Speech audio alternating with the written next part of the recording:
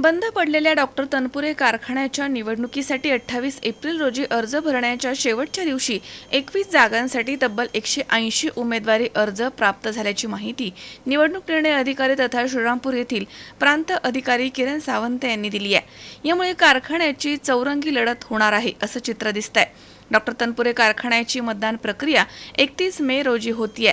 1 जून रोजी निकाल जाहीर होणार आहे। या निवडणुकीसाठी मतदान संघ क्रमांक 1 सर्वसाधारणमध्ये गट क्रमांक 1 कोल्हारमधनं 2 जागेसाठी 13 उमेदवारी अर्ज आले आहेत, तर गट क्रमांक 2 देवळाली प्रवरामधनं 3 जागेसाठी 18 उमेदवारी अर्ज, गट क्रमांक 3 टाकळीम्या इथून 3 जागेसाठी 29 अर्ज, गट क्रमांक 4 आरडगावमधनं 3 जागेसाठी 27 अर्ज, गट क्रमांक 5 वांबोरीमधनं 2 जागेसाठी 17 अर्ज, गट क्रमांक 6 राहुरीमधनं 2 जागेसाठी 15 अर्ज प्राप्त झालेत। तसेच उत्पादक सहकारी संस्था, बिगर उत्पादक संस्था आणि पणन प्रतिनिधी म्हणून 1 जागेसाठी 7 अर्ज, अनुसूचित जाती अनुसूचित जमाती प्रतिनिधी म्हणून 1 जागेसाठी 5 अर्ज, महिला प्रतिनिधी म्हणून 2 जागेसाठी 17 अर्ज, इतर मागास प्रवर्ग प्रतिनिधी म्हणून 1 जागेसाठी 18 अर्ज, भटक्या विमुक्त जाती जमाती विशेष मागास प्रवर्ग प्रतिनिधी म्हणून 1 जागेसाठी 14 अर्ज प्राप्त झाले आहेत।